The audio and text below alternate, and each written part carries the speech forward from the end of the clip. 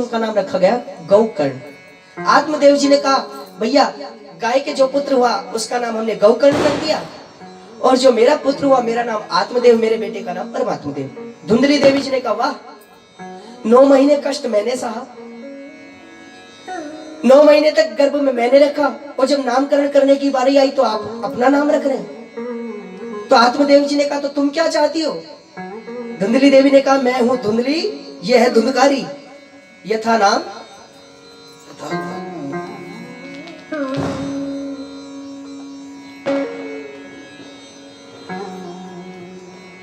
धुआं क्या होता है? धुआं होता है बादल। जब मंगलाचरण पढ़ते हैं ना पंडित जी, बोल रहे होंगे धूम्र के तुरगणा दक्षो, ये बादल रूपी झंडा भगवान की आगवानी कर रहा है। और धुएं 2 प्रकार के होते हैं, एक तो धूम्र केतु के समान आता है जिसका झंडा बन रखा है भगवान के नाम का, और एक धुआं वो होता है जो लकड़ी के जलाने से लोगों को खांसी करने के काम आता है। ये वही धुंधकारी है। यथा नाम तथा गुणो गोकर्णो पंडितो ख्याता, और धुंधकारी महाखला विश्व प्रसिद्ध। घर में 2 ही प्रकार के जीव होते हैं, या तो विख्यात या फिर कुख्यात। एक विख्यात हो गया और एक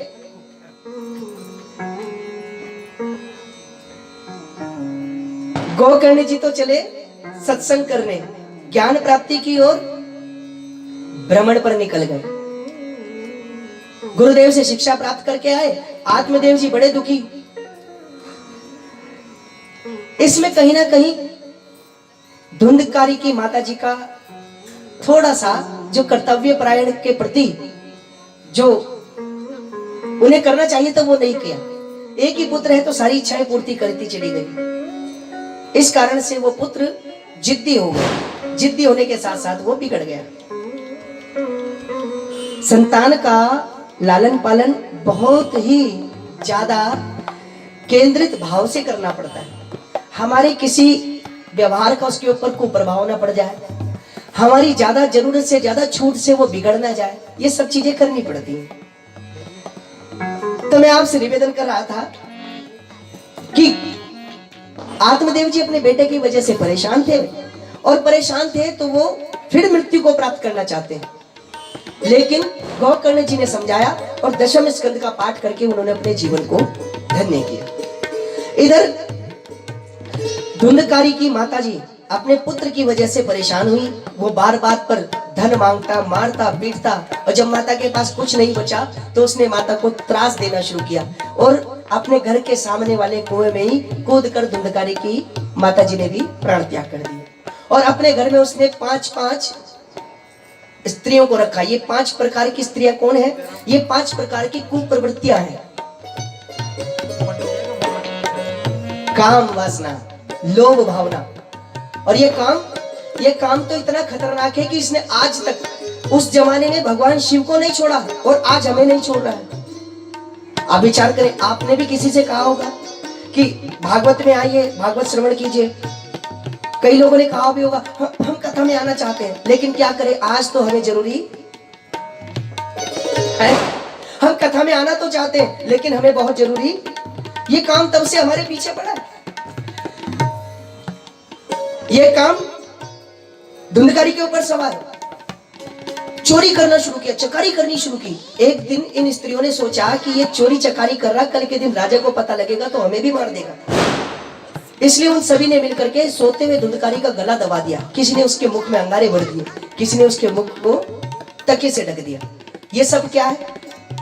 गला दबना तो आप ये समझ लो कि जैसे अस्थमा की बीमारी है, सांसें रुक जाती है। आप ये भी कह सकते हैं कि आजकल जिस बीमारी की वजह से लॉकडाउन लगा था, ये भी उसका सब्स्टिट्यूट है। इसमें भी सांसें रुक जाती ना बाद में। श्वसन तंत्र को ही ये बीमारी प्रभावित करती है। और जलते हुए अंगारे मुख में डालना मतलब भयंकर बीमार, भयंकर बुखार, ये सब प्रवृत्तियां हैं, कुप्रवृत्तियां अपना प्रभाव डालती। और धुंधकारी की मृत्यु हो गई। अब धुंधकारी बेमौत मारा गया, इस कारण से वो प्रेत बन गया। अब प्रेत बना तो सबको परेशान करने लगा, आते जाते लोगों को दिखने लगा, लोगों को परेशान करने लगा। लोग कहते भैया ये तो बड़ी परेशानी की बात। गोकर्ण जी विचरण करते करते गया जी गए थे। गया जी में गांव के कुछ लोग आए, उनसे पूछा भैया हमारा परिवार कैसा है। गोकर्ण जी को बताया कि तुम्हारे परिवार में सब चल बसे। गोकर्ण जी ने सबके नाम का गया जी में श्राद्ध करा दिया, पिंडदान करा दिया। और गोकर्ण जी एक दिन विचरण करते करते अपने घर आए। घर पर आए तो धुंधकारी ने अनेक रूप रखने शुरू किए। गोकर्ण जी ने तीर्थों का जल लेकर के जैसे ही संकल्प किया, सोई धुंधकारी प्रकट हो गया। अब पहले कभी भैंसा, कभी घोड़ा, कभी कुछ बनता, कभी कुछ। गोकर्ण जी के सामने आकर के बोला भैया मैं तो अहम भ्राता तुरीयोस्मि, मैं तो आपका भाई हूं। गोकर्ण जी ने कहा हमने तो तुम्हारे नाम का पिंडदान करा दिया, फिर तुम्हारी ये दुर्गति कैसे? तुम्हारी तो सदगति हो जानी चाहिए। धुंधकारी ने कहा भैया मेरे कर्म ही ऐसे हैं कि मेरी सदगति नहीं हो सकती। पर मैं आपसे पूछता हूं क्या गया जी का श्राद्ध झूठा है? नहीं, गया जी का श्राद्ध भी झूठा नहीं है। यह सत्य है कि गया जी, गया 3 गया है, एक चरण गया, एक धड़ गया जो हरिद्वार में है, और एक शीश गया जो ब्रह्म कपाल बद्रीनाथ जी में। ये तीनों गया जी है। गयासु नाम की एक राक्षस का ये शरीर है। कल अगर समय लगा तो इसके बारे में अगर चर्चा आई तो मैं आपको अवश्य बताऊंगा। तो गया जी का श्राद्ध झूठा नहीं है, लेकिन यहां पर गोत्र भेद के कारण धुंधकारी को मुक्ति नहीं मिली। गोकर्ण जी ने जो गोत्र बोला वो किसका बोला? आत्मदेव का है जी। और धुंधकारी पुत्र किसका है ना? नहीं, पड़ोसन का।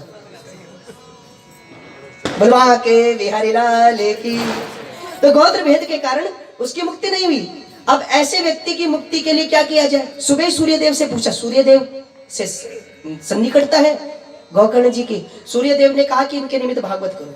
अब भागवत रखी गई, सभी लोगों ने बढ़ चढ़कर हिस्सा लिया और धुंधकारी भी आया कथा सुनने। निमंत्रण दिया गया, आह्वान किया गया। यहाँ वेदी पर देवताओं के साथ पितरों का भी आह्वान किया जाता है, वो भी कथा श्रवण करते। हुआ क्या कि अब धुंधकारी प्रेत है, उसको कहीं बैठने की जगह नहीं मिलती। क्यों? जहां बैठता है कथा में मन लगता है, इतने में हवा का झोंका आया, उसको उठाकर कहीं और बिठा देता है। और भैया कथा में तो आसन सिद्धि आवश्यक है। तो वो ढूंढते ढूंढते ढूंढते उसने देखा कि एक बांस के नीचे थोड़ी सी जगह है, वो उसके अंदर प्रवेश कर गया। अब बांस अंदर से खोखला होता है, वहां हवा उसका कुछ बिगाड़ नहीं पाई और उसने कथा सुननी। पहला दिन हुआ, दूसरा दिन हुआ, तीसरा दिन हुआ, और दिनों दिन वो बांस की जो खोखली पोरियां थी वो फटने लगी। और 7वें दिन तो धुंधकारी का शरीर देव शरीर हो गया और आकाश से विमान आया।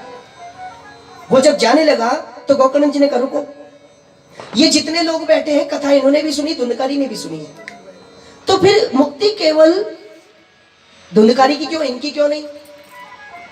गणों ने कहा महाराज गोकर्ण जी हम आपके आगे हाथ जोड़ते, आपने कथा तो सबको बराबर सुनाई, लेकिन जैसे एक ही कक्षा में 20 विद्यार्थी बैठते हैं लेकिन फर्स्ट एक ही आता है। क्यों?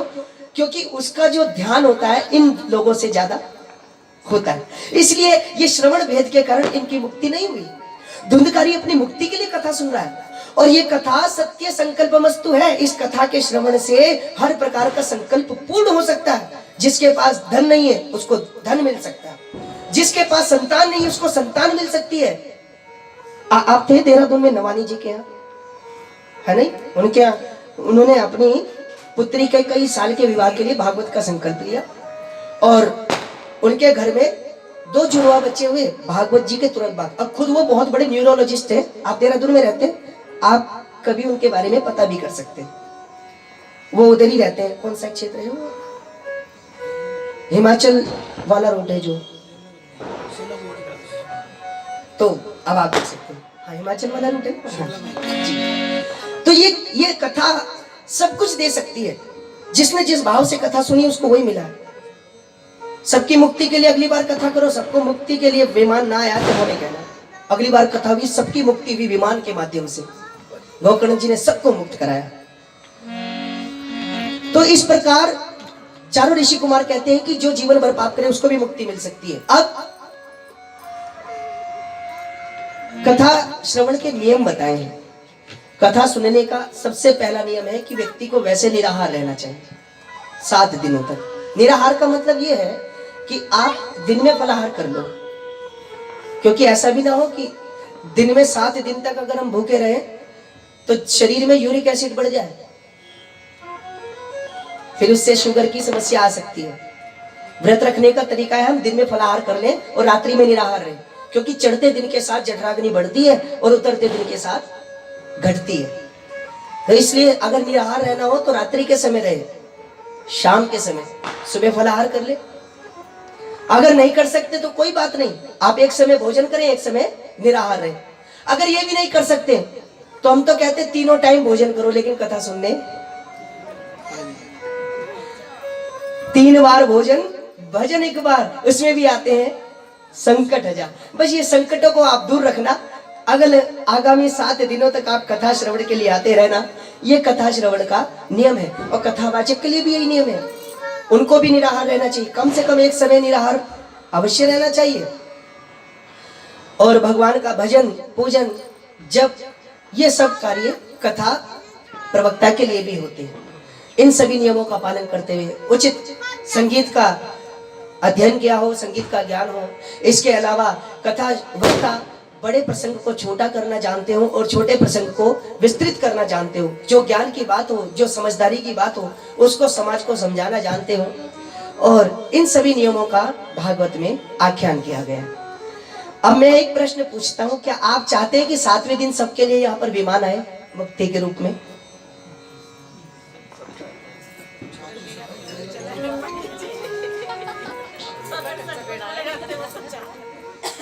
मुझे तो एक बात याद आती है, हमारे गुरुदेव अक्सर अपने प्रवचनों में ये आख्यान सुनाया करते थे कि एक माता जी थी, परेशान थी घर में बहुत ज्यादा।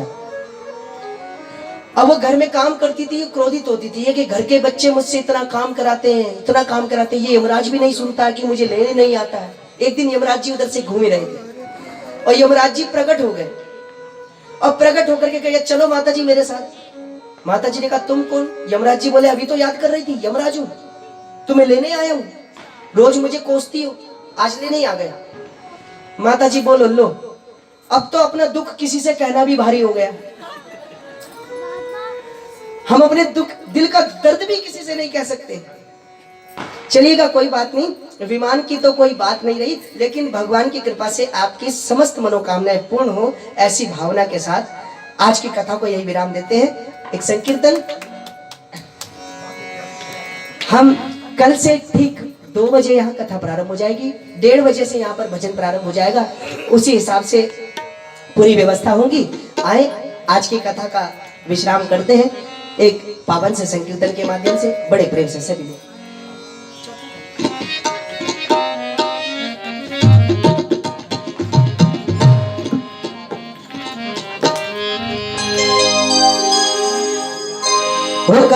कर दो बेड़ा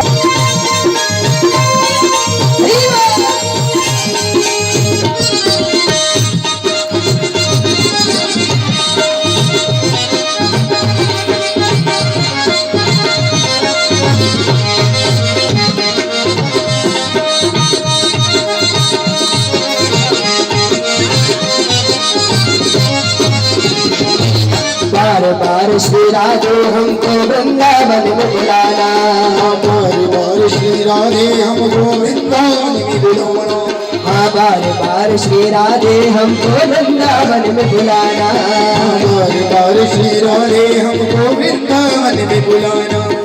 आप भी दर्शन देना बिहार,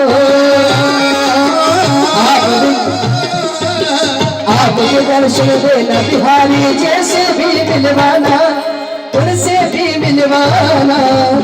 यही विनती, यही है विनती बारंबार, राधे अलबेली सरकार, यही है विनती बारंबार, राधे अलबेली सरकार, राधे अलबेली सरकार, राधे अलबेली सरकार, राधे अलबेली सरकार, राधे अलबेली सरकार। कर दो बेड़ा पार, राधे अलबेली सरकार, कर दो बेड़ा पार, राधे अलबेली सरकार, हाँ कर दो बेड़ा पार राधे अलबेली सरकार। जय हो।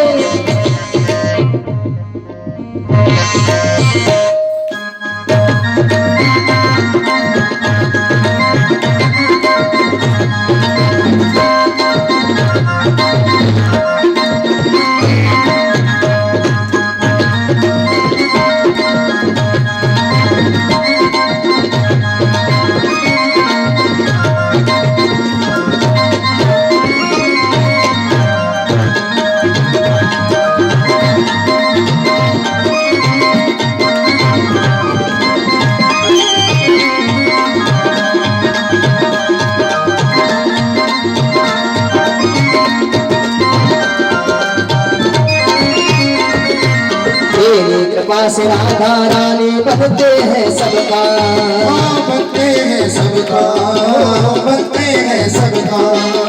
तेरी कृपा से राधा रानी बनते हैं सबका, बनते हैं सबका, बनते हैं सबका। छोड़ के सारी दुनियादारी,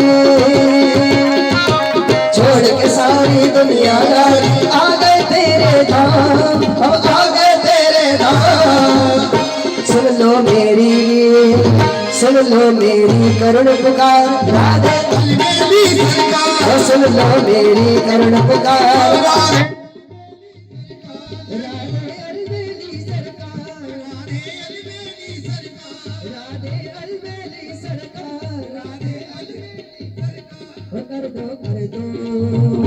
कर दो मेरा पार राधे अलबेली सरकार।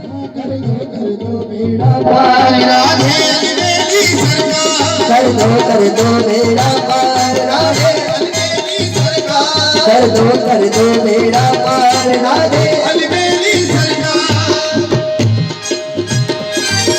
गोविंद बोलो हरि गोपाल बोलो, गोविंद बोलो हरि गोपाल बोलो। श्री राधा रमण हरे गोविंद बोलो, श्री राधा रमण हरि गोविंद बोलो। गोविंद बोलो हरि गोपाल बोलो, गोविंद बोलो हरि गोपाल बोलो।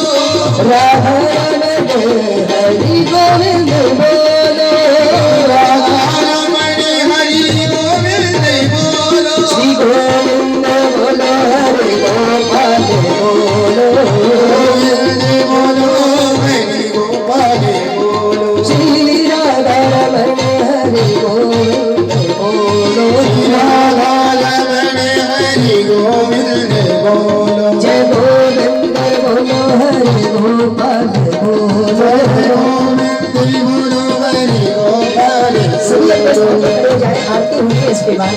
श्री गोविंद बोलो हरि गोपाल बोलो, गोविंद बोलो हरि गोपाल बोलो। जय राधा रमण हरि गोविंद बोलो, राधा रमण हरि गोविंद बोलो।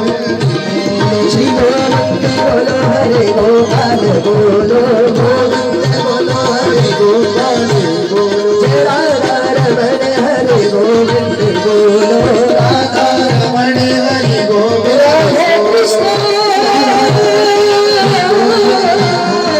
श्री राधा राधे कृष्ण हरि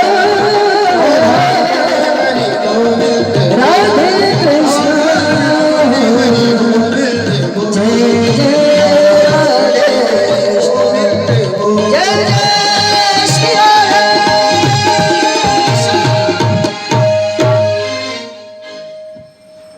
हरि बोल।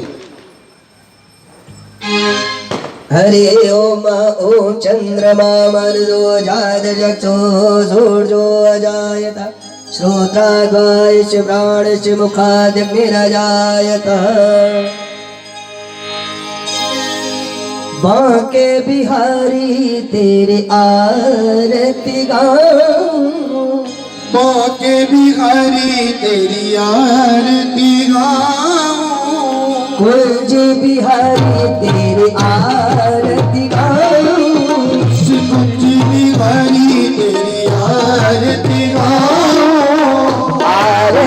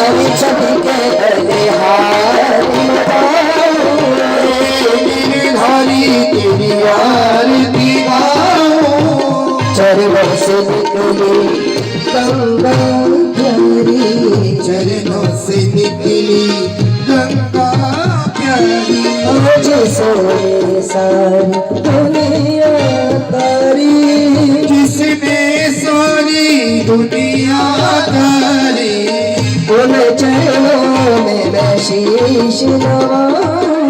श्री बाटे बिहारी तेरी आरती गाऊं, श्री कुंज बिहारी तेरी आरती गाऊं। हे रमण बिहारी तेरी आरती गाऊं। व्यास दास के नाथ आप हो, दुख सुख जीवन प्यारे साथ आप हो। व्यास दास के नाथ आप हो। दुख सुख सुख दुख जीवन प्यारे साथ आप हो। चरण चले के मैं दर्शन पाऊं। चरण कमल में दर्शन पाऊं। श्री भाग्य बिहारी तेरे आरती गाऊं। हे भाग्य बिहारी तेरी आरती गाऊं। श्री राधा भैया, श्री राधा में उभरे कन्हैया, ब्रज धन भैया, ब्रज धन मोहन नीत भैया। ब्रज धन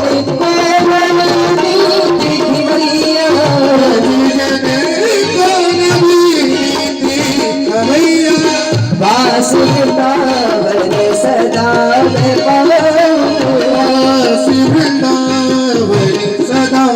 पाऊं। श्री भाग्य बिहारी तेरी आरती गाऊं। बिहारी तेरी आरती गाऊं। भाग्य बिहारी तेरी आरती गाऊं। गिरधारी तेरी आरती गाऊं।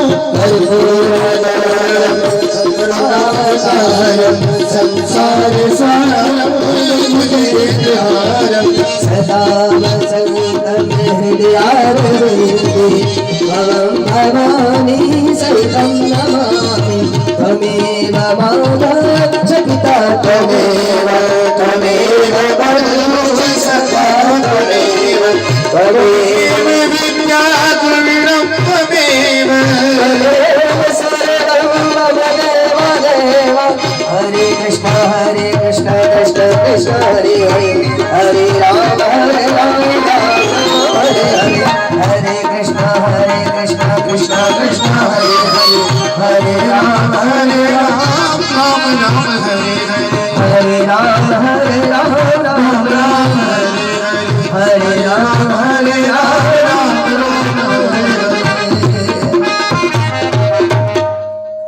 पात्र मध्ये स्थितं तोयं केशवो भ्रामितो परे अंगलग्न मनुष्याणां सर्वं पापं व्यपोहते, सर्वं कष्टं व्यपोहते। ओम श्रीमद् पुराण पुरुषोत्तमाय नमः, श्रीमद् नारायणाय नमः, श्रीमद् बालकृष्ण चंद्र देवताभ्यो नमः।